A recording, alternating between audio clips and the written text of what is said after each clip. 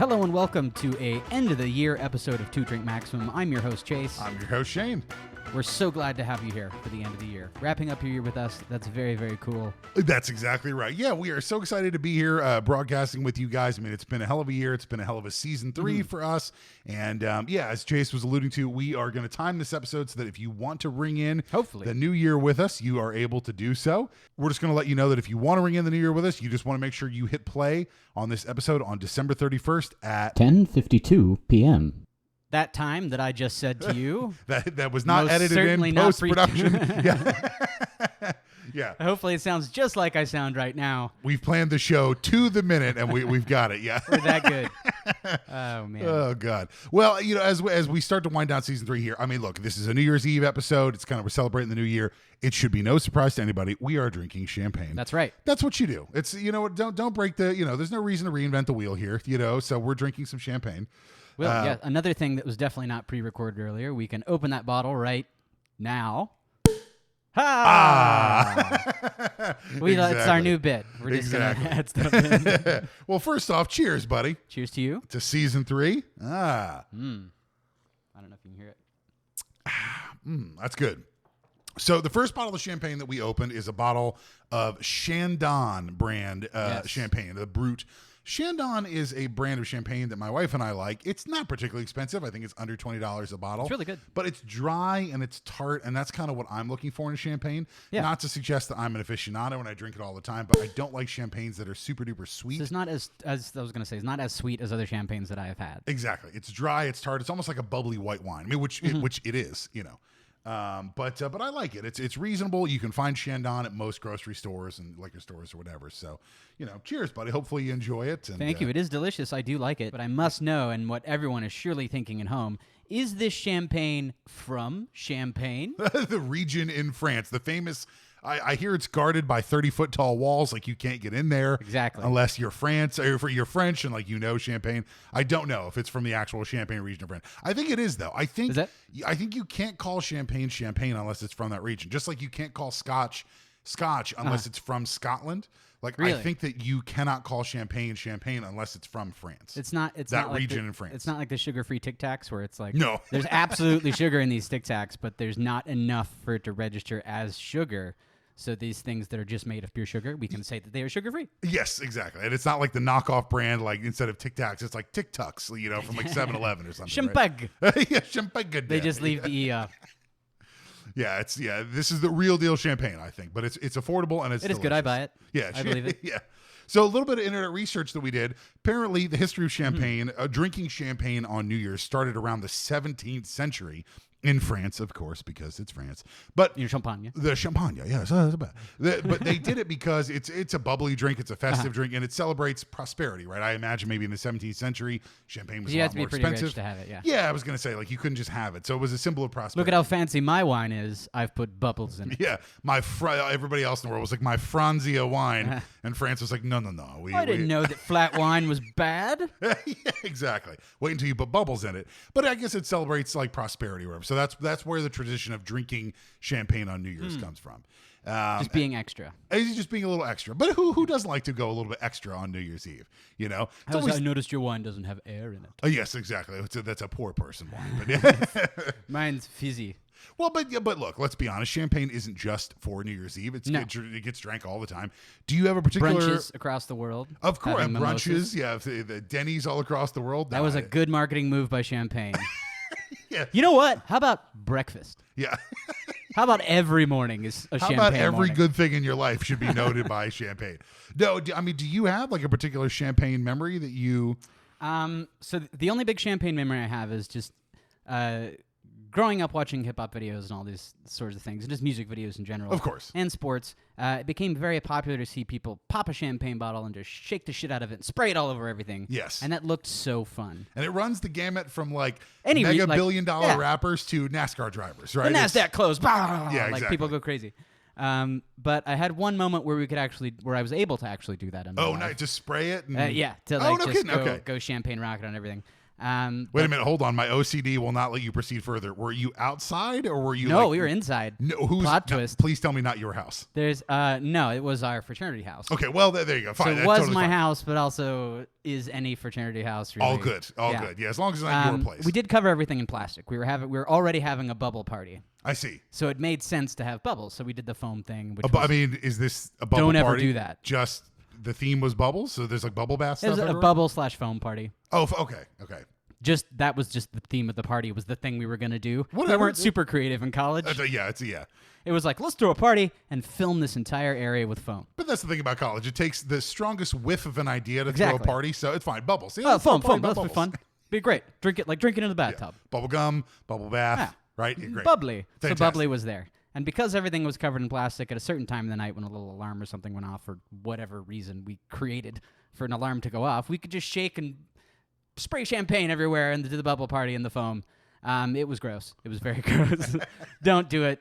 There's a reason why the camera cuts away at the end of the NASCAR race after everybody's like, just covered in sticky, sweet liquid. And again, you'll note that the NASCAR people, they do it outside. They don't do it in their trailer, Much or better in the idea. car. Yeah. Don't do it in a home. That would actually make NASCAR, I think, a lot more interesting. Is if there was do a it in the bottle of car. champagne inside every car that just set to go off at any point during the race. That would, I think, make it That a would mix little it bit up. more. Yeah, that would. Especially if other drivers could, like, basically Mario Kart. Like, there's spots on the track that if they Yes. drive over, it might be a little out of the way and have them give up their position a bit, but they hit that little box and champagne goes off. Yeah, And, it's some other driver's car. this dates me in Dale Earnhardt's car is what I was going to say. Yeah, there you go. Does he even race still? Well, retired? no. He I think runs Dale teams. Earnhardt's dead. I Oh, think. no. Well, I think his son Dale Earnhardt Jr. I think Okay. is still around, but I don't think he races either. That's We'll just how pretend out that of the that's the one NASCAR that I game said. You are, yeah. We'll edit that in post too. You definitely said Dale Earnhardt Jr. Junior. Yeah.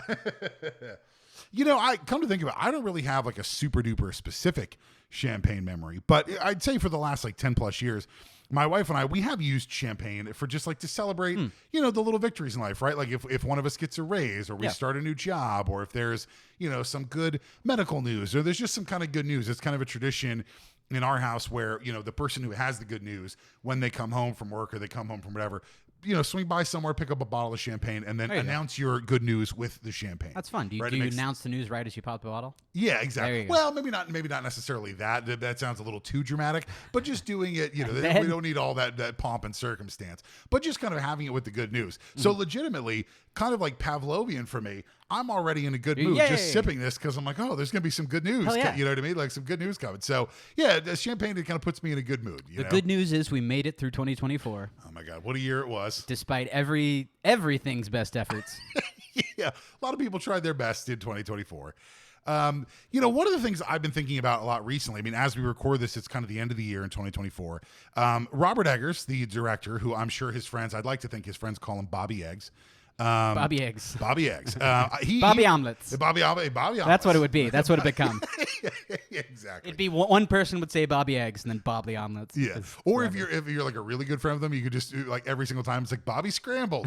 You know what I mean? Like just come up with a new thing. Bobby Oveezy. Bobby He only over- has Italian friends. Yeah, apparently. exactly. Yeah, Italian he's mobster friends friends with mafiosos from like a cartoon. Yeah, exactly. Hey, Bobby.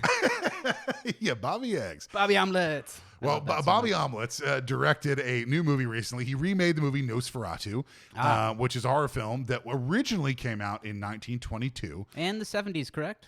There might have been a remake in the 70s as well. I'm not 100% sure. But the original one, it's a silent film from 1922. It's great. I don't know if you've seen it. It's still terrifying because it uses a lot of old school like editing techniques to be legitimately terrifying. And it's still a great movie.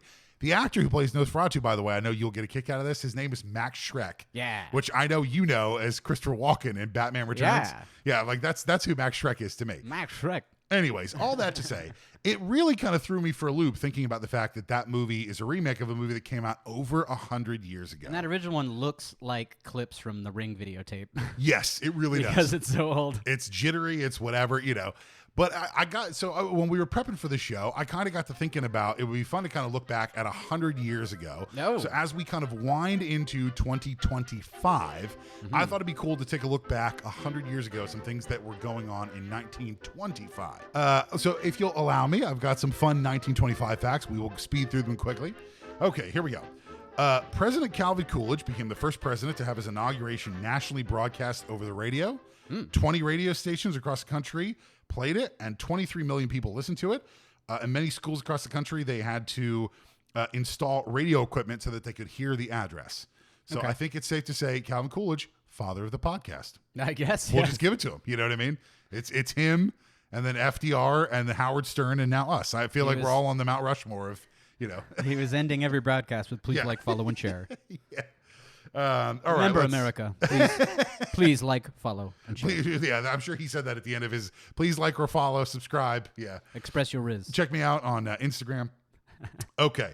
Tennessee Governor Austin P.A. signed the Butler Act, which prohibited the teaching of Darwin's theory of evolution in Tennessee public schools. Oh, bummer. That's noticeable it's notable, I should say, because that led to the Scopes monkey trial of 1925, famously the subject of Inherit the Wind, and that was a big thing. But that all happened in 1925. Let's see. Walter Percy Chrysler founded the Chrysler Corporation, which obviously became one of the big three auto manufacturers in the United States. Are they still around? It's still around. Chrysler. Yeah, man. They don't have like a bigger parent company at the bottom by now? I mean, Chrysler probably owns like 13 different brands of cars now, but I think Chrysler's still around. Yeah. Sorry. My apologies to Chrysler. Yeah, you haven't been in the new car market in a while. You guys got to work on your ads. I clearly thought you didn't exist anymore. Let's see. Sears Roebuck opened up its first brick and mortar store in Chicago. Okay. And the world's first motel opened up in San Luis Obispo, California. In 1925, New York City had over 17,000 restaurants.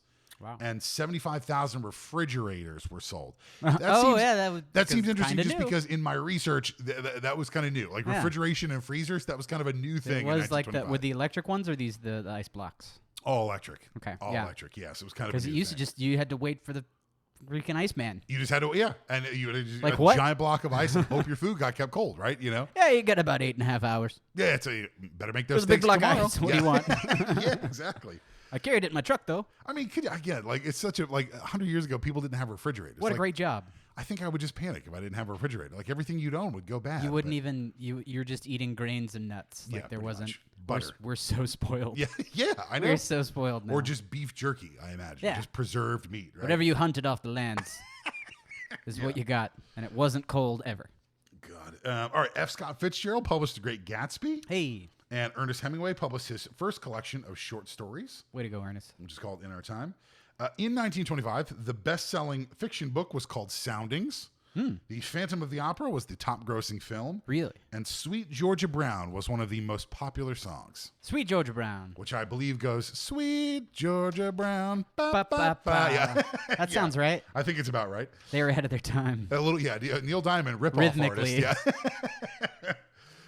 Okay, famous people born in 1925 include Angela Lansbury, B.B. King, Barbara Bush, Dick Van Dyke, still alive and kicking. I mean, still crushing. He was just in a Coldplay music video. Like a week ago, he was in a Coldplay video tap dancing and stuff. Unbelievable. You know what my pocket theory is? What? He took out Carter so that he could be the oldest guy. So he sent a hit squad. The oldest notable American. He sent a hit squad of animated penguins to take out. Yeah. Jiminy. Bang. Johnny Carson, Margaret Thatcher, Paul Newman, Robert F. Kennedy, and Sammy Davis Jr. all born in 1925. Consumer products that were introduced in 1925 included Corona beer. Hey, there you go. The IBM typewriter, Mr. Goodbar, the Hershey's candy. Mr. Goodbar. Mrs. Smith's frozen pie, and Scotch masking tape. Hey. U.S.-based companies that were launched in 1925 include AT&T Labs. Not the AT&T company that already had some sort of thing, but AT&T Labs was founded by Alexander Graham Bell. They invented the telephone. But wasn't the phone already around? I don't know. That's the thing. It was a little. I did not do as much research as I probably should have, but it was a big distinction between the AT&T company and AT&T Labs. Huh. Those are two different things, apparently. Maybe they're the people that invented the internet. Yeah, you never know. Caterpillar, the construction tractor company. Howard Johnson's, the restaurant. Oh, Hojo. Napa Auto Parts.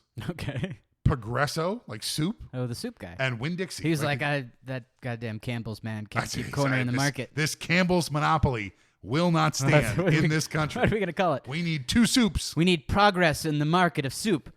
Oh! Progresso. Progresso? We've done it. We've done it.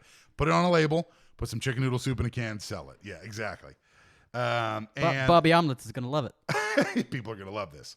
The first national spelling bee was in Washington, D.C. The winner was 11-year-old Frank The Newhouser first of one. Kentucky, who correctly spelled the word gladulous. You want to give that a go? Gladulous. I'll use it in a sentence. Yeah, go for Frank it. Newhouser won the spelling bee by spelling the word Oh, that's not gladulous. It's a flower, I same. believe. Oh, thank you. It's a flower. That makes it so there might be some I's in there out of because Latin. Gladulous. GLADULOUIOUS. IOLUS. There's also a very. I really wanted to put the I there, but it didn't sound. If I said that wrong, by the way, and it's like gladiolus or whatever, then let me know. Is it gladiolas? GLADIOLUS. Gladiolus. Gladiolus. I don't know. Gladiolus. Maybe it's gladiolus. That sounds more like a flower I've heard in my life. So I'll give you credit for it if I said it wrong. Gladulus sounds like a much more of a spelling bee word, so maybe I'm just kind of, But that kid did it. Yeah, but he did it. Good for him. Smarter than me. On November 28th, the weekly country music program Barn Dance began broadcasting in Nashville, Tennessee. The program was later renamed the Grand Ole Opry and became the longest-running radio broadcast in American history. I think it's still on. They're still on? Yeah. Post Malone was just on it. So that should be longest running. The running. Hey, there you go. Let's see. And then also... Post Malone was just, is that what you said? Post Malone was just on it, the Grand Ole Opry, right? He made his big debut because he's a country music artist now. And then during 1925, there was a marked increase in the demand for air travel. According to the FAA, the Airmail Act of 1925 facilitated the creation of a profitable commercial airline industry, and airline companies such as Pan American, Western Air, and Ford Air Transport began scheduled commercial passenger service. Okay. So buying a ticket for a flight to go somewhere in the country, 1925. That's when you could first do that. Crazy. What I mean... Well, you don't know. You've done that deeper research, but I was like, was it accessible or was it like... I can't imagine that it was... The concept for me is the billionaires going to space. Yeah. Is the same as like, you could fly across the country back in 1925. Yeah. I imagine that it was not accessible to most people, at least to start. But I would imagine, like a lot of companies... Because I know for a hot minute, aviation was just like rich people hobby. Yeah. Well, and maybe that was maybe that was the case in the early 20s or maybe in the like late 19 teens or like whatever. 19-whatever. Don't know. I've got a prop plane and I fly from here to Burbank. I think one of our goals in next season is to get a pilot on the show, and we could probably ask those questions. Yeah, exactly. Yeah, sure. Okay. Next little piece of information that I read. Would you like to know some grocery prices of things? If you'd like to get yourself worked up and angry, would I like to know? I think you would. All right. So these are from a historical record from the Morris County Library in Whippany, New Jersey. So perhaps they weren't the case everywhere, but these are what things cost in. Thank you to the Morris County Library. Hopefully they're still around. Bacon, 30 cents a pound. Oh, should I get? No. Beef, 20 cents a pound. Okay, can I guess? Yes. Okay. Carrots. This is per pound? Yeah, per pound? Per a bunch. I don't know what a bunch is. Of course, a bunch. I'm going 6 to 8 carrots in a bunch. Okay. What was bacon? 30 cents a pound. Oh my god. That's so dumb. We'll go like 10 cents. A nickel. 10 cents a bunch. Yeah, 10 cents a bunch. There you go. I immediately changed my answer to wrong answer, but I said the first one correct. Shockingly, chicken, and then in parentheses, roasting. I don't know if there's a difference between what you do with the chicken. Would you like to guess what that cost a pound? Chicken per pound. Roasting chicken, apparently. I think chicken for roasting. It wasn't roasted chicken. So there's like a different cut, presumably. 14 cents a pound. 45 cents a pound. Chicken was more expensive than beef. Really? Which is surprising. Perhaps tastes have changed in the last 100 years. All right, the big one. Everybody seems to be so concerned about this election. Eggs per dozen. Per dozen. 100 years ago. What are they now? $44? Yeah, $86.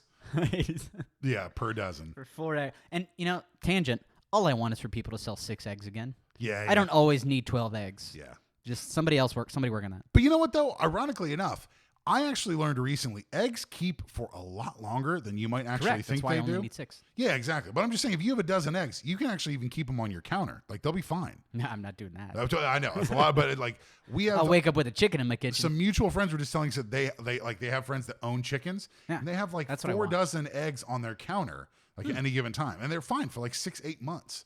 That's that's great. I would need verification on that. 6 to 8 months is a big window for eggs. However, I feel like they cost 21 cents. 47 cents per dozen. Per dozen, 40. Per dozen. So more than chicken even still, which is still surprising. That's weird. Let's see. How about Good to be a chicken farmer flour? in 1925. Yeah, I know, right? Yeah. Who knew chicken was the hot ticket item? And yeah. All right, flour. 5-pound bag of flour. I have much flour. I don't know how long. I feel like 1 pound right now is like $7 or $8. I'm gonna. It's one banana, Michael. What could it possibly cost? $10. Yeah, I bake a lot. 5 pounds of flour, a quarter, round quarter. 30 cents. Close okay. enough for 5 pounds. Let's see. Milk. I could haggle that person down to a quarter. I think. Yeah, you could haggle in a grocery store back Yeah, then. but who you selling this flour to? Come on. I'm right here. Yeah. Back in the old days when you could haggle with your local grocer. Because they're like, we don't get another I'm not shipment paying for 6 this. 30 cents is outrageous. I'll give you 1 copper nickel. What? Exactly. And a song and a dance. Let's see. What are we on? How about milk? Half gallon. A half gallon? Is this delivered? Is the milkman bringing my half gallon? This is at a grocery store. Okay. You're going to get it yourself. 21 cents. 33 cents. Oh, Close milk. enough. Okay. Randomly, I didn't even know that people were buying this in 1925. Pig's knuckles cost 14 cents a pound. Pig knuckle, that's great with the big game. Yeah, exactly. And lastly, let's go with potatoes for a bushel, which a bushel, I'm told, Maybe like 10. a Like bushel, a bushel.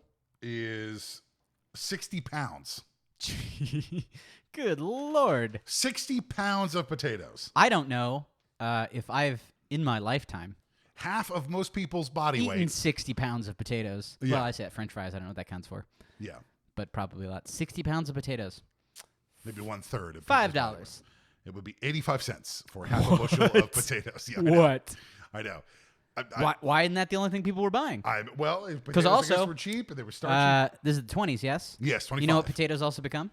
Latkes or French fries. No. Okay, you're not thinking in the right. Oh, no. It's the Prohibition, right? Yes. You know what potatoes also Oh, become? yes, that's right. Vodka. Yeah. There we go. That's an amazing investment. Okay. If you were There we go. Now I'm if thinking, you were the sure that- businessman in the 1920s. I'd like to strike my answer for the record. Let me try again. Maybe I'm in the mood for latkes all of a sudden today, but yeah, vodka. Hanukkah's happening. Hanukkah's wonderful.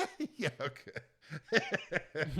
Okay, we got a couple quick money facts from 1925. Money facts. Inflation was 2.34%. That Unemployment was 3.2%. Federal spending was $2.9 billion. I feel like the federal government spends $2.9 billion a day at this point. that was for a full year. Full year.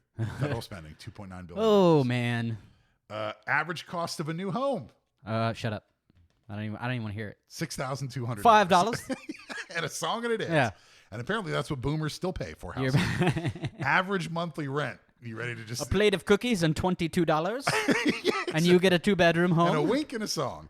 Average monthly rent. You ready to just punch a wall now? Like $14. $15. Oh, I was so close. Yeah, I know. That's insane. I know. $15. That's insane. It's all relative to like earnings, but I mean, still, yeah, imagine paying $15. You had to go for down rent. to the sausage factory and work 14 hours and make, $21. I'm sorry. Yeah. Forgive I me. know. 22 cents. For 22 cents. Yeah. And lose an arm. $15, dude. But eggs at 22 cents. 47 cents. 47 cents a dozen. Yeah. You had to pick between eggs or rent at that point. And your fingers. Okay. Average price of a new car. You want to give it a stab? They had cars. Yeah. Model T and all that. Okay. The would be considered a luxury item, true? Yeah. Oh, yeah. the It's 20s, it's pricey. I mean, it's Did they have the cranks or no crank? probably. I mean, 20s. Yeah. Okay. Yeah. The only old-timey car that I ever remember. Yeah. Hold on, let me crank up the vehicle and then we'll get it going. My old jalopy. Yeah. Do you have your goggles? Driving goggles and my gloves? Yeah. Yes. Oh, driving used to be so cool. A new car, $11. No, it's a little Way low? 515. Yeah, $515 that's for a new car. big spend. Still, I could buy a dozen new cars right now. Let's see. The But how many average, driving goggles? The JSTOR.org reports that in 1925, the average weekly salary for a man was $36.67. The average salary for a woman was $23.40. Oh, So again, think about that though. not gotten any better. $36. Rent was $15. So that's So a half little your- bit less than half your Okay. salary. it's still pretty relatable. Still pretty relatable. We're back in the game. Yeah. Glad things have changed. First class stamp was 2 cents. Oh, And for all you postal fans in the world. For everyone who's a fan of the post office, for the Cliff Clavens out there. We've got some other just miscellaneous facts about 1925. What do people do for fun? Oh, this is fun. It seems like the entire rage was baseball. People were into baseball cards, jigsaw puzzles, and roller skating. There were poker games, ping pong, and pedal. Okay, hold on. Yeah. I absolutely love that there was an era in history that people could get a jigsaw puzzle and be like, honey, We have a party tonight. the week is set. Yeah, I know. So simple, like, we're going to figure out, everybody that is like poor in my brain becomes Southern, which is bad of me. Yeah. But it's like, we're going to find the pictures, we're going to match the pictures. And at the end, one big picture. You ever seen that before in your life? Have not. What a fantastic time to be alive. I know. Do you know how simple and beautiful that is? In my house, it's still 1925 because my wife still loves doing jigsaw puzzles all the time. Now, ironically enough, they're digital now. She does them all on her iPad. It's like 5,000 piece puzzles, and she'll just do them all on her Point and iPad. click. But I would have to do the physical puzzle always, though. Jigsaw puzzles still popular today. You know, that was all the rage back then. Also, that fucking genius businessman of big picture. Cut it into Small weird squiggles. People, fix your mistake. Pick them all. Like that's boom, rich. And we're good. Yeah. Oh, what's your business model? Smaller pictures. Smaller pictures than the bigger one. Yeah. But I don't fix it. Yeah, they do. For fun. And they pay me. Oh, okay. Anyway, now we have TikTok and God knows what. I know. Yeah, now our attention is a little bit divided. Baseball was the national pastime. Many Americans went to baseball games, followed by baseball, and then they played baseball. So again, just to kind of show you how far we've come in terms of like how America has changed and how frankly it hasn't changed in the last 100 years. I think it's crazy. As you look forward, it's always good to look a little bit back. I'm sad that we don't have the Iceman, but that's okay. Yeah, exactly. Or the Milkman either. That seems like we missed an opportunity for that. Yeah. Although a lot of husbands and wives are happier for it. Here's what I've got. I've got some 1920 slang expressions. Yes. I found a whole list. Yes. I took off all the ones that are still in common use today. There was a lot of expressions that were like originated in the early 1920s that we still use today. But I took out 10 that we don't really use much anymore. So I'm going to run them by you, and I want you to tell me what you think they mean. Oh, yes. And then I'll tell you what that, okay. I like this game. Yeah, here we go. All right, the first expression, applesauce. Applesauce. Something's gone awry. Close. Everything's but a not mess. exactly. Applesauce. It's all mushed together. Applesauce means nonsense. Okay. So like that's a bunch of applesauce. Yeah, right? okay. Like if someone's lying to you, like that's a bunch of applesauce. I still think I should get a point for that, but that's okay. Yeah. We're not doing points. We're not doing points. I give you a point in my heart, but that's about the best I can. But like, it feels like an analog for everything's effed to me. Yeah, exactly. Everything's. It's all applesauce. This is all applesauce. That I guess that's right. Not all nonsense. Right. Next, banana oil. Cut out that applesauce. That's what you. Cut out that applesauce. Yeah, that's exactly right. Banana oil. Feels like snake oil to me. Similar-ish world. So like again, untruth, a falsity. Exact same thing. Nonsense. What? It just means nonsense. A lot of slang words for nonsense back in 1925. I don't know how much malarkey was going on in 1925. Everything needed to be very serious in the 20s. Yeah, nonsense. Okay. Beezer. What? Beezer. B-E-Z-E-R. Beezer. Beezer. Is it like geezer? Like No. the British geezer? Like, this old fogey. Bob, it's your nose. It's what? Your beezer is your nose. Okay. You get socked in the beezer. Feel like I could get there because bees smell flowers, presumably smell flowers. Bees go to flowers, presumably, and they put their face in it, so maybe like, who's beezer? Yeah. Somewhere. Some British guy in a boat was like, right in the beezer. Yeah. And the American was like, I like that one. I don't know, but apparently that was a big thing in 1925. Your nose was your beezer. Okay. All right, next, blower, which I feel like Is this not also the nose? You should know this because somebody used this in a movie that we both love. Blower. I'll even give you the movie. It's Snatch. Like somebody who's super chatty? I don't even know. It's the phone. The phone. Remember Bullet Tooth Blower. Tony's like, Susan, pass us the blower. No, I Make a don't. call. You got me on that. Blower was slang for phone back in the day. Phone. Okay. Yeah. Okay. There you go. I'm gonna start using that. Hey, They were just trying things. hand me the blower. It was 20. They were just trying things. Yeah. They're like, this technology is very new. We need a nickname for it. We call it, cars, autos, blah, blah, blah, whatever. Yeah. Yeah, the blower. The blower. Pass me the blower. I don't think I like it. All right. How about we just call it the phone? You've heard of a brown nose. Yeah. How about a blue nose? So a brown nose is like your boss, right? Well, a brown nose is somebody who like sucks up to an authority. To authority. Figure. Okay, Yeah. so blue nose. I mean, it's the 20s. There's still royalty in the world. Yeah. Somebody who sucks up to royalty? No. What? Technically, I'm told it means a prude, someone who's a little prudish, a little prim, a little too proper. Blue nose. Not bad. Jerry's blue nose. Yeah. But a blue nose. She didn't find that rated R movie very funny. MPA wasn't around then, friend. Yes, okay. Next, cheaters. Cheaters. You're cheaters. I'll give you a little clue. It's an object. Okay. I feel like I've read this in something before. That's the thing on this one. So it seems like I'm just pulling this out of fucking nowhere, but I know that I've heard, like, is it glasses? You're so close. You can taste it. Go for a little bit further. Spectacles? Not your glasses. I don't know. It's bright outside. The sunglasses? Your sunglasses. Hey! You're cheaters. Okay, man, where did I read that? I don't know. That's almost still. I've heard people say that before. I haven't heard anybody say it in a long period of time, but I feel like I've heard it before. You're cheaters. It's hard because for me, it's like, oh, your vision's bad, so you're cheating as you have glasses and you can. See that makes sense, so, but that's, cheaters. That's like, where it's not cheating to not be blinded by the sun. that just feels like common sense. You should. Everybody's British for some 25. Okay, next, horse feathers. Horse feathers. Can you? I don't guess there's like a sentence that you can use it in.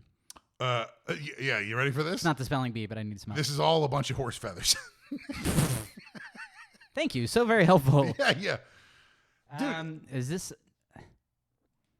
this another nonsense? Yes, dude. Another nonsense They slang. did not like nonsense. How much bullshit were people talking in 1925 that we had to come up with 3 different slangs for like nonsense? It's like the thing in culture where the object or concept or whatever is most important is the thing that's going to have the most terms about it. Yeah. So they were like serious business in 1925. People were lying through their teeth. Cut out these horse feathers. Yeah. What's all this banana oil? What is all this banana oil? Oh my God, this is all applesauce. I refuse to listen to it. This applesauce is covered in horse feathers and banana oil. It sounds like a pretty good like William Faulkner novel. You would think that person was crazy. Yeah, exactly. Yeah. Like horse feathers? I don't know. All right, let's. This one is the one that I think interested me the most. Jake, like the name Jake. Is this okay? Is this relating in any way to the term for poultry or birds? Like a Jake is a. It is not. What's a Jake? We have to Google this now. A Jake. A Jake is a real term for like a bird, like a hunting bird. I can't remember what. You're not thinking about Jake Jay, is. are you? No, that's not a blue Okay, jay. okay. I'm not thinking about a blue jay. I'm just asking. I would absolutely know if my brain was thinking about a blue jay. I'm just asking. A turkey. A male turkey is a Jake. Final answer? Ha! No. It means okay, as in everything is Jake today. What? Who was this awesome Jake that started this expression? He was like, everything is so great. It's me, baby. That guy's so on the ball that when anybody needs confirmation that something is correct, I'm going to tell them his name. Yeah, who was the Jake who was like, I am so fantastic. I'm going to start putting it, because one guy had to put it out in the world. That's very Jake of you. That's very Jake of you. Oh my God. Look at that painting. It's so Jake. WWJD. What would Jake do? How's your day going? It's Jake. It's Jake, baby. It's all Jakey, baby. You know what? Having said that, though, starting to come into focus a little bit, one of my all-time favorite bands is Less Than Jake. Oh, maybe and it makes me wonder if maybe Less that's Than Okay. Less Than Okay. Ooh, exactly. See? interesting. Okay.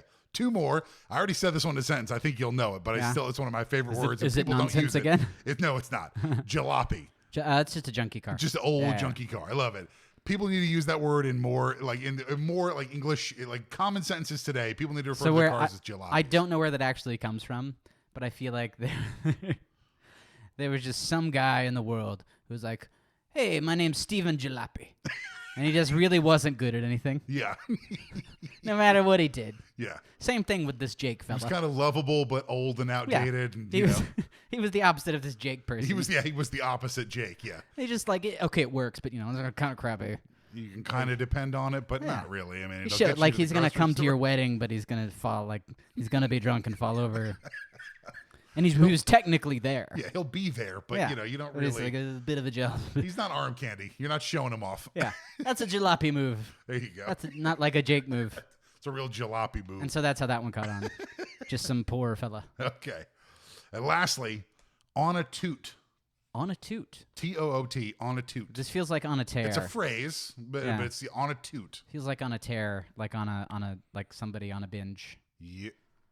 Oh, you're so close. What, really? Yeah, you're so close. I don't know. Yeah, I mean, just Just say it on a a on a nonsense binge. You said on a drinking binge. That's what it means. Oh, okay. Well, that's On a what a drinking binge is. Yeah. I on guess. a toot? Okay, forgive me. Nowadays, you can binge TV shows. Yeah, but I was going to say, you got to be more specific. So I guess bender is the more correct term. Yeah. A bender is specifically related to drinking. On a toot. Yes, so if somebody was kind of going 3 sheets to the wind or they were going full tilt, they were on a toot. That's a sweet way to say it. Yeah. Yeah, exactly. Does Uncle have alcoholism? Oh, no. He's on a toot. Yeah.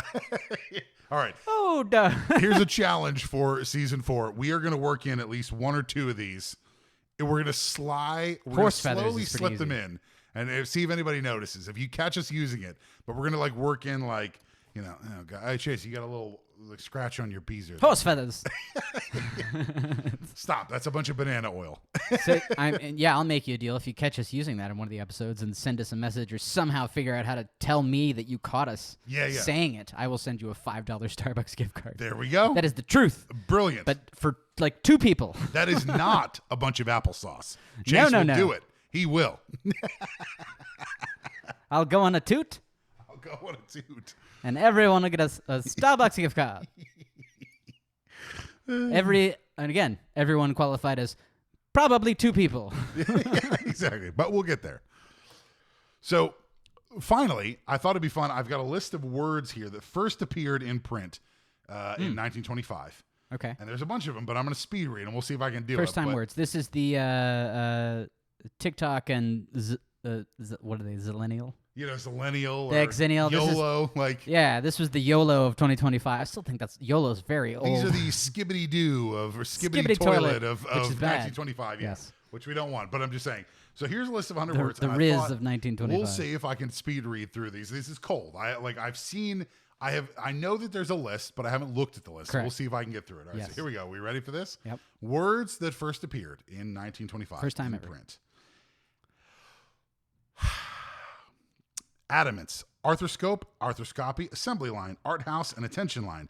Bailout, big government, blooper, bobby pin, and bumper to bumper, cannoli, Christmas club, closeout, cold cash, compartmentalized, concrete jungle, consumer credit, and cub service, Delmonico steak, desktop, dinette, do-gooder, dry ice, and duplex apartment, E. coli, extramarital, finger wave, forgotten man, free association, freebie, fused quartz, and Fuji, gas station, gimpy, group therapy, hem, hole-in-one, hot seat, lab, level of significance, light quantum, liquefied petroleum gas, main sequence, major penalty, master bedroom, Melba toast, mercy killing, microclimate, overnight bag, overschedule, oxygen tent, paraphernalia, parapsychology, Paul Bunyan, pen pal, perfect pitch, pesticide, pickleweed, and plain load, recycle, rest home, revealing, right on, and rough trade, scampi, self-isolate, Seamus, shush, slumber party, snap-on, speed trap, stop and go, super competitive surrealism. That's not even a word, that's a phrase.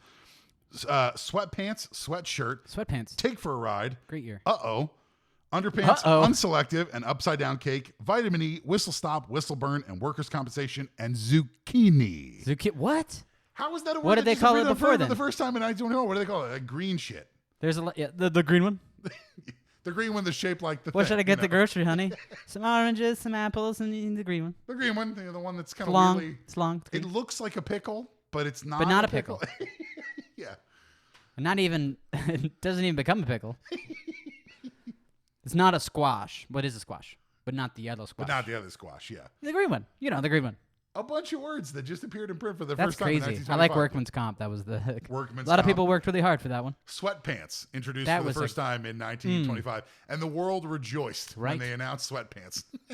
Wait, these are just comfy pants? What do you mean? They're elastic, like they don't have a belt. They just cling to whatever shape I'm in. Yeah, they just fit me. Okay, fantastic. Well, Here's a word that absolutely was maybe invented before 1925, and that word is refill. That's right. Which we need. So we are going to take a quick break, and we will be back in just a moment. Be right back.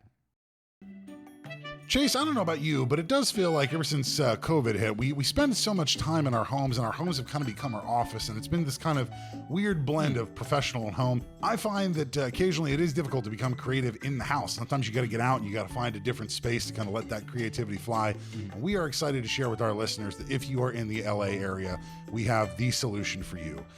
We are proudly sponsored by The Muse Rooms, which is a creative co-working space that is here. They have a Hollywood location and they have a Burbank location, 2 convenient locations for you, that is ready to serve all of your creative space needs. If you want to rent space for a day to work on that screenplay, or if you need to rent a conference room for a big meeting that you have with a team that doesn't meet regularly, The Muse Rooms has got you covered. It's a great space. It's a great owner. It's a great vibe too. It's just a really cool, you'll get points with the youngsters. Oh, yeah. Being cool for renting out It's this the space. hip spot to be, indeed. It definitely is. So give the Muse Rooms a check if you're for all of your creative co-working space needs at the Muse, M-U-S-E, rooms.com. And we are back. We've just poured ourselves another glass of champagne, but we've switched Drink up this number time. 2. We've gone with Chase's selection of champagne. What do we got this time, Chase? That's right. Mine is not near as fancy. The $16 bottle of Chandon, the fanciest champagne that money can buy. Okay, so it's not, yeah. The $16 bottle of champagne that you can possibly buy at the grocery store. Yes, the Good, it was fanciest worth we it. got. And I've taken mine, and we're going to take it down just a little bit, down to the $10 bottle of champagne. Champagne. This is Andre. Named after extra famous dry. actor Andre Braugher. Yeah, I guess. No, I'm just kidding. Bottled in, I believe. Oh, yeah, bottled right here in Modesto, California. All right, the finest of champagnes come from Right, Modesto, straight California. From. So this one, well, I guess it doesn't call it. It calls itself California champagne. There you go. But I really only drink champagne on New Year's. Yeah. So I'm not gonna dole out a pretty penny for my champagne. And Andre is effective. It does the pop thing. It's bubbly. Yeah. It is champagne. It does what it's supposed to yeah. do. People are like, oh, I've had bubbly wine, so they feel good about their holiday. And available at 7-Elevens and almost every gas station everywhere. I say let's give it a try. Because you don't want to work hard to find your bubbly. Cheers. Cheers. That's good. It's a little sweeter than the other one, but yeah, I mean, it's champagne. Yours was better. I do like in the yours words a of little more. Ice Cube, it does what it's supposed to do. You know what I mean? It do what it do, baby. Yeah, it do what it do. But this champagne is a New Year's tradition. It is. Champagne is something that everyone has at the stroke of midnight. It is indeed. You raise your glass. Sometimes you're eating black beans. Let me throw this out. If you're waiting till midnight to open champagne on New Year's Eve, you're doing it wrong. Well, that's when. Well, you have a glass of champagne whenever. Yeah, of course. I'm just saying. When the bell tolls and the New Year strikes, Bell tolls. you toast your What are you, champagne Metallica over here. amongst friends. Okay. But it is a New Year's tradition. It is an American tradition. Standard. Same with black eyed peas. Yes. Which is and grapes. I guess I've heard grapes in Yes. America. You eat 7 grapes? Question mark. I don't know. I've never done it. You eat a whole bushel of grapes. Which back in 1925 cost 2 cents for 2 cents. 800 pounds of grapes. 87 pounds of grapes. But there are a number of traditions that go on around the world. And I happen to have here, Nice. a list Okay. of some amazing traditions that other countries celebrate during the New Year's. Would you like to hear them? I would. Lay it on me. I'm going to take another big sip of this, and then I want you to lay it on me. Lay it on you. All right. So here are some things our friends around the world do to celebrate New Year's. In Ecuador, Yes. burning scarecrows and old photos that represent bad memories is very common. So you get to have a nice bonfire. Yeah, you know what? That makes sense, I suppose. Put a lot of bad energy into that, that Yeah, put in a scarecrow or bin. whatever. This is also very popular amongst ex-girlfriends and boyfriends in the world. Oh, yes, I could imagine. So you probably put a face on that scarecrow or whatever. That's right. You throw a few punches, and then you light it on fire, and then Certainly, you start your far New be Year. it from me to tell anybody what to do, but if you're going to burn a scarecrow, do it outside. Yes. I'm just going to throw that out there for anybody who wants to participate. It's not as safe as spraying Yeah. champagne. Yeah. So in the country of Denmark, Okay. our good Danish friends, smashing plates against doors and families' homes is a way to welcome in the new year. Why? Wait, why? That's awesome. Plates? Because yes, that's awesome. Do you do they buy new plates, or do they just use They old probably ones? have some New Year's plates. You know what? I bet you the plate industry in Denmark is just banging because every January 2nd, people are like, well, now I need new ones now. I destroyed a whole set Time to get some new plates. Yeah. So, moving around the globe, we go to Japan. In Japan, the sound of 108 bells echoing through the street is a common tradition. 108? 108. I don't know why 108. Wow. I also, I guess it's somebody's job to go into the streets It has and to ring 108 bells. Imagine the pressure of counting, because I can 97. barely count to 10. 98. That's why the show's called Two Drink Maximum, because I can't get past 6. If it was more than 2. Imagine if you're doing it and you're like 97, 98, 94. Oh, start no. You got to go over again? Like, oh, no. Yeah, okay. How far down the street do you have to go for everyone to hear the bells? Like, are you doing 108, 27 times on your block? Now, if we move to the Philippines, surrounding oneself with round things is a way to bring prosperity and wealth into the coming year. Round things? Round things. That's as much as it says. So, like, if you... Any round thing. So, I guess just if you load up on, like, stress balls or oranges Stress or something. balls. Yeah, oranges on limes. Okay. My suggestion is someone in the Philippines should locate their nearest Chuck E. Cheese and jump in... jump into a ball pit. Like the ball pit. Yes. Yeah, dude, exactly. 800 circular things. That's it. You've won. You're going to have the luckiest year you've ever had. Yeah. You just dive into that ball pit. Yeah. Just ignore all the sick children and enjoy your time in the ball pit. Now going to Argentina, shredding old documents and papers and throwing them out the window so that they look like confetti is a common New Year's tradition. Fair enough. I mean, there's confetti everywhere, like, New Year's fun. That Eve. makes So, sense. yeah, I get it. That's Whatever. also how I'd like to file my taxes if I Yeah. have the option. Yeah, dude. That'd be the way to do it. Just, it was New Year's. I got a little carried away. Yeah. And whatever. Look, I threw it on the street. I made no money last year, so the income taxes, you know. Had a great time, though. That's why it's confetti. Yeah. In now moving to some European nations, if we go to Romania, Yes. and this is truly all it says, talking to animals is a tradition. It's New Year. I mean, I talk to my dog all the time, so it's New Year's in my house every day. It's Romanian New Year's in my house every single day. So moving on to behind the Iron Curtain, if we go to Russia. Yes. Russia's tradition is more of a game. Yo, okay. So here's what you do. You write a wish on a piece of paper. Okay. You set it on fire, the piece of paper. Sure.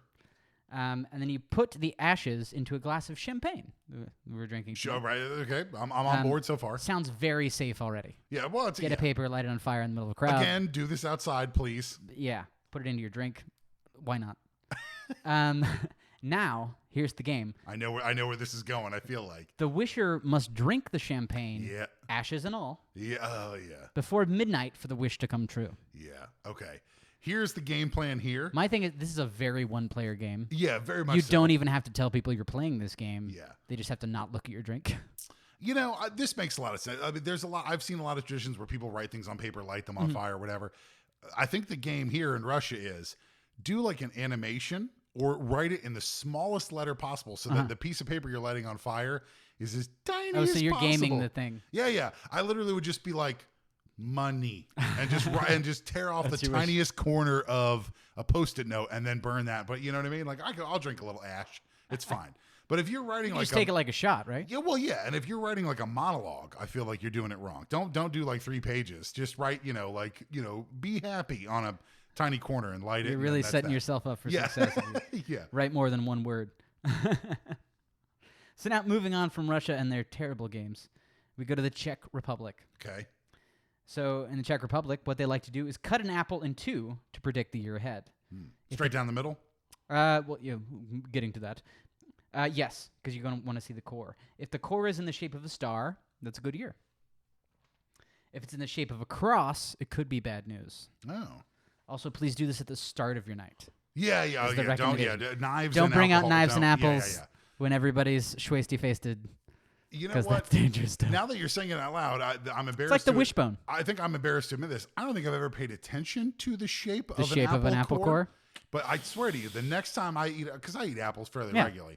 Quick side note: there's one type of apple that's acceptable to eat. All the others can just jump off a bridge. Oh, What is that apple? that's a Granny Smith green apple. That is why we. Am are I right? friends, and that is why we have been friends for so long. All the other forms of apples That was can true. just jump off a cliff. I have over on my counter. I have a Granny Smith And there apple. they are. Yeah. Dude, Granny Smith apples are like the Rolls Royce They're of the best. apples, and all the other ones are like the Kmart Best with knockoff peanut brands butter. of apples. Yes. Ugh.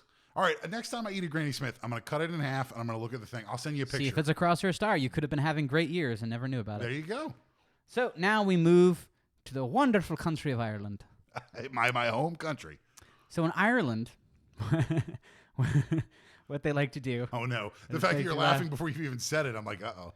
So banging specially baked Christmas bread against doors and walls to bat away bad spirits and make room for good ones. Well, I mean, that seems like a waste of a good loaf of bread, but at the same time, if you're baking it, I guess specifically, banging it against the wall? You know what they say? The best is yeast to come. Go home. You're drunk. That's insane. I waited. I waited so long to say that. Okay. All right. Fine. Fair enough. And now, coming back to America. Yes. We have two final traditions from some of our local states. In the state of Michigan, in Traverse City, a 600-pound cherry is dropped instead of a disco ball there in downtown. And all I have to say is, can you imagine the cocktail glass that's going into it? Yeah. 600 pounds. Yeah, it just gets jumped into a giant old-fashioned Yeah, what does that glass. look like? I mean... 47 gallons of simple syrup. This is pure syrup. ignorance speaking here, but that can't be a real cherry. There are no cherries that weigh 600 pounds. I don't know. Yeah. They got them in Michigan. Okay, fair enough. The Motor City, they're doing it right. Now, to one of my favorite nickname states, North Kakalaki. North Kakalaki, there we go. Or North Carolina. North Carolina, as the Northerners call it. Yes. So in Mount Olive, which I know you love that town. It's a wonderful place to visit Mount Olive. I mean, they have an entire mountain made of olives. It's Olive, fantastic. It's great. That's what you start a town Great for your martinis. However, the olives are not what you're there for. On New Year's Eve, Mount Olive, North Carolina, likes to lower a 3.5-foot tall illuminated pickle. Illuminated is very important. Okay. Can't be a dark pickle. No. They lower this into a redwood tank. Get out, Dill. You're not bright enough. My pickle's got to have lights Bread on. and butter? You didn't even make the guest list. Out. No lights. Out. No lights on bread and yeah. butter. Yeah. So the event also includes a food drive and a local food bank and fireworks. Well, okay. Because, of course, fireworks. Yeah.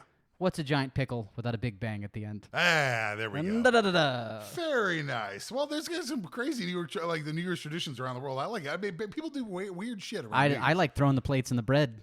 Yeah, I think I'd Hitting your door rather with do the bread because I could live with like wasting a loaf of bread, but I'm like, I like these plates. Can you use a baguette or you got to use are biscuits acceptable? I would imagine. Can I throw I'm just biscuits? guessing. It's Irish soda bread, but maybe I'm wrong. Do you have any New Year's traditions that you actually do yourself that are not just drinking champagne? So that really is going to be the only one for me. I can't say I do very many things at New Year's. I'll do like an illustrated vision board sometimes that I'll actually do. Nice. Which is just like sitting down and scribbling for a little while. There you go. Just drawing whatever comes to my brain. Just fun stuff. So that's really cool. That's more of a meditation. It's like art.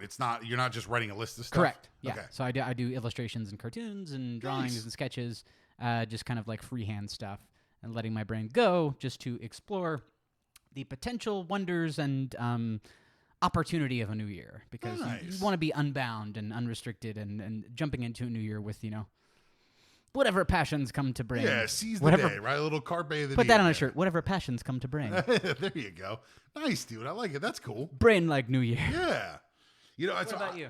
I do actually. I have my own. It's very specifically. So my father's grandparents introduced me to this tradition, and we have done it every single year since as far back as I can remember. They introduced us to the tradition that what you do on New Year's is you put out dimes on your windowsill. And the dimes need to be dimes that have specific years that you are, associated with or that mean something to you. So like my birthday is 1987. So I'll pick out like a 1987 dime, right? I'll pick up my wife's birthday, whatever. Mm-hmm. And you pick just a couple. You don't need to go nuts, but just a couple of dimes that have significance to you. Put them on the windowsill overnight. Nice. And then on New Year's Day, you assume that they are still there and you go pick them back up. And if they're still there and you pick them back up, it ensures financial prosperity for the rest of the year. There you go. So my wife and letting I have it go so it comes back. Yeah, exactly. So we have like a little collection of about 5 or 6 different dimes that have years that are meaningful to us, right? Like our wedding or whatever. Adorable. And we'll put them out on the windowsill, and then in the morning we'll pick them back up again. So it's like charging your crystals. Exactly. It's but it's been a family tradition. Literally, no joke, dude. My dad called me today. He's like, "Don't forget about those dimes." I was like, "Yes, sir. I got them. We don't want to have a bad year. We absolutely do not. So I got the dimes prepped, ready to go. Tomorrow night they will be out. He's on the calling you windowsill. around tax season. Shane, did you put the dimes up? Dude, no joke. Like, he will literally call and be like, "Don't forget those dimes." I'm like, "Yes, sir. I promise. I got them. I got them." He will not let me forget them, and I that's promise awesome. you, Dad, I never will. Yeah, that's amazing. That's a really good tradition. That's fun. Yeah, dude, that's fun. Well, it's I think maybe our new goal should be we should try to do New Year's in every single country. I'm Try doing to the take smash show plates global. thing. Smash plates sounds just fun. Yeah, I'm more for the bread. I'll go. How for you the feeling bread. about the new year? Crash. Good. Exactly. Pretty or good. We'll just try to drink some ashy champagne in Russia. We'll see. True. Well, I'll tell you what, dude, as we start to wind down season 3 here, I mean, I can't even begin to articulate how much fun I've had with you and recording this podcast and learning all these different things. We've had 13 great episodes of this show, I think, this season. And the question I have for you is I want to ask you 2 different questions. Okay. Do you have a favorite moment from season 13 or a moment, or maybe not a favorite moment, let's not pick favorites, but a moment that really stuck out for you? And then furthermore, do you have a best lesson or, kind of something interesting or a fun fact that you kind of learned from an episode of this season? Okay. So my best moment is going to be something that wasn't on air. Oh. As you know, we are sponsored by the wonderful co-working creative space, the Muse Rooms. Hey, Nancy. Hello, Nancy. Happy New Year. Happy New Year. But they've had construction at their building recently. And so my favorite memory was going on that crazy fucking labyrinth of a walkway behind that building when our main entrance was closed and having to carry all our stuff and getting about halfway and be like, man, I guess I really like doing this show because this is really annoying to carry all this stuff. And more so, we had because that construction took the better part of 2 months. So all the guests we had in that window were like, I swear to you, we are leading you into this building. Important it seems people. like we're leading you off into the dark, deep woods. It's not a trick. There's this weird zigzag, and I promise we're going back to this building. I promise. Yeah. So it takes a 30-second entrance and turns it into a 2-minute entrance because you got to walk around and walk through these sidewalks because the way they leveled it and all this stuff. And I'm carrying gear, and we got stuff on our back. And we're hopping walls because we're like, oh, this is easier than going all the way around. But yes, the fear and trust on our guest's face for that 3 weeks that we had to deal with that situation. We promised our guests we will never lead them astray. And sure enough, we led them through a maze and we made into the podcast world. And it's worked, but I just internally was chuckling that entire time because just imagining, again, if you don't know us and you show up to a thing, because these guests, people we know and it's a little bit of a leap of friends faith. of friends. Yeah. Yeah, yeah. And we show up and we're like, by the way, I know you see a door right there. We can't use that door. Yeah. We're going to go around this dark side of the building. Yeah. And then we'll get inside everything. We're going to double back 3 times, and then we'll go into the other side of the building. Exactly. Yeah. Oh, God. So that was really fun. I'd forgotten about that until you mentioned that. But yes, that was a fun, the memory a little bit of a leap of faith, right? Burned into me. But our guests are always friendly and excited to do it. And we've had great luck with with great guests this whole season. So it was great. Yeah. What was the second one? Oh, the second one was the best lesson or fact that you learned from a guest that we had on this season of the show. Best lesson or fact? So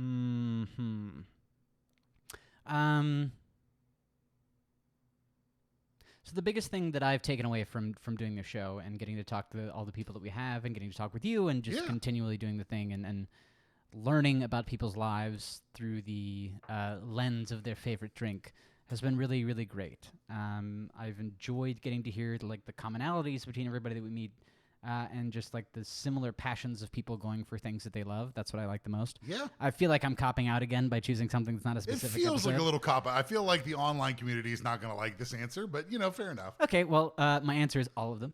All of them. So crowd pleaser answer. It's like asking a second grade teacher who's your favorite student. Yeah. Oh, they're all great. My second grade teacher's favorite answer was always me. Just pick no. Oh, Shane, of course, easy. But it really has been just getting people to come on the show and share their stories and share their experiences and share the things that they've learned and just gone through in their lives is really fascinating because you don't get to sit down and talk with people like that very often. In this day and age between social media and all that stuff, you'll have 5 or 6 interactions with somebody and maybe you connect, maybe you don't. But sitting here and getting to talk with people for an uncontested hour has really just been a wonderful experience. So that's been my favorite. It really has. Getting to know people on a little bit of a deeper Correct. level than you would have on a surface level when you meet them in public. Yeah, dude, I get it. I accept that answer, man. I think that's a good answer. So so forgive me. The political answer is Yeah, my no answer. worries. What about yourself? Turn the questions back on you. You know, my favorite moment of the show, I'd be lying to you if I said it was anything else. When we had Joe R. Lansdale on the show, I mean, what an incredibly talented writer and just a bevy of information. But admittedly, for me, you know, that Batman the Animated Series came on when I was 5 years old, and still I'm 37 now. That show is still one of my favorite shows. That show is magic to me. It's the gold standard of Batman. This is the truth. Like a week ago, I was watching that for all my lunches every time I would stop down. Dude, so talking to Joe about writing 2 or 3 of those episodes on the show and just getting a little behind the scenes, you know, behind the curtain look at that show. When we were talking about it, my body was buzzing. Like I was electric. Yeah. You know, getting to see a little bit of a sneak peek about something that you genuinely have loved your whole life. That was such a treat for me. And it was great. I mean, the whole episode is fantastic, but just that, I was vibrating. I was so excited learning about that stuff. So that was probably my favorite moment. It's really cool to see. I'd be lying if I told you any different, you know? Okay, so that was your favorite. Now, what is the best lesson you learned from one of our episodes? You know, good question. I mean, I think the lesson that I learned, I think the one that really made the most impact for me was when we had Gloria Salas on the show from the Zanchin Club. Gloria was awesome. You know, I mean, when you meet somebody like Gloria who does all of these great things, right, humanitarian things, and really donates so much of her time, as we talked about on the show, it's overwhelming. It can feel overwhelming. It's like, I don't have the time to do all this stuff, and I've got a job, and I've got a life, and I've got a family, and I've got responsibilities. And the way that she broke it down and just kind of explained that it's not about trying to win awards and trying to do all these things. Just do one thing, right? Just find a charity that you like, or find a Saturday that you're free and go help in an animal shelter or whatever it is, right? She really put it in terms that were, in the best way possible, bite-sized, and they felt doable. And it feels like she inspired me to just pick something that you like, do something small, and eventually, if you do enough of those things, it builds and it builds and it builds. But it was so inspiring to hear her talk about just do one thing and build from there, you know? That's something I want to do in 2025 is just pick a thing to help people. Pick a thing and do it. And pick a thing and do it. And do something that's worthwhile, you know? Okay, so that's a really incredible lesson to take away from our past season. Thinking about lessons and thinking about the future and thinking about stuff we've learned, a lot of people like to make resolutions for New Year's. They do. It's very important. So I wanted to ask, what are some of your resolutions, Shane, for 2025? My number one New Year's resolution is I've got to make a Letterboxd account. We love movies. We work in the industry. A lot of people ask us for movie recommendations, this, that. I am the worst at keeping track of what I've watched. Every year. It's like, what was the movies you liked this year? And I'm like, I have no idea. There's an app for that. It's Letterboxd. You can just watch you can catalog all the movies you watch. You can rank them, whatever. Leave reviews. I gotta do that. I gotta get better at that because I'm the worst at keeping, but that seems a little small. That seems a little unfocused. That's something you want to do for That's your something I passions, wanted for to do. your Yeah. It's a interests and little hobbies. low impact, but no, the truth is for me, being totally earnest for a moment, my real resolution for next year is I want to start to prioritize my physical health as much as I prioritized my mental health in the last couple of years.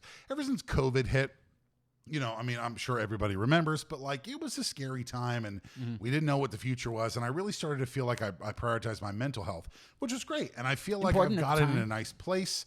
And I feel like, I have a nice work-life balance. I have all these different things.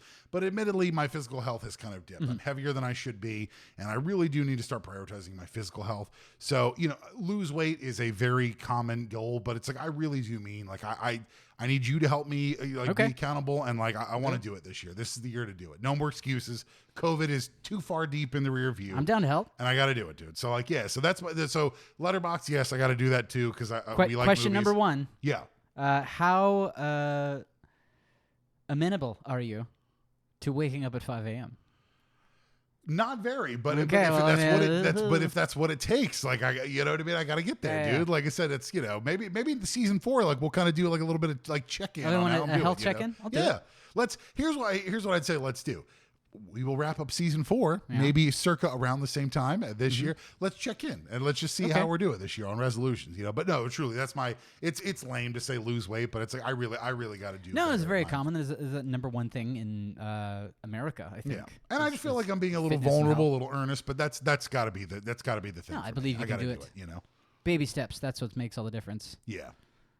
So what about you, dude? What do you got? Well, like, what's your New Year's resolution? Do you have any? My New Year's resolution. Are you a resolution guy? I'm so not particularly a New Year's resolution guy. Of course, I'm not. I think that like actual change in life occurs through consistent and committed behaviors. Sure. I guess. Of course, that's how everything works. Yeah. So I think that resolutions. This sounds so contrarian of me. I think that resolutions are actually bad things because that puts a limited time frame on things that you're doing. Yeah, a lot of pressure. Right? This is a lot of pressure, a lot of anxiety can go into those things. I know the number one things that I went through when I was losing weight was understanding like diets don't work. Yeah, that sounds crazy, but diets don't work. Right. It's not about because it's a psychological thing. Correct. It's not about the I did this for 3 months or I did this. Like that's a good jump start for getting into your health and doing other things. Sure. But it's really about changing your relationship to food or whatever the thing's going on. Yeah, yeah. And it's a consistent like. It's not just a 6 months change. It's like the rest of your life. This is the change you're making. Yeah, yeah. As far as health or food or things like that. And that's how I was able to lose my weight and all those sort of things. And I completely lost the point that I was making. I don't like New Year's resolutions. That's the point. Yeah. That's the point that I was making. So any decisions that I try and make for the New Year's are decisions that I've already made. Yeah. They're things that I consciously want to work towards in 2025. Mm-hmm. Little things for me right now is like I want to have 2 new scripts to push into the world. Mm-hmm. So I've currently been working on those things. So I've been like my writer's bubble on stuff. I would still like to figure out how to get washboard abs.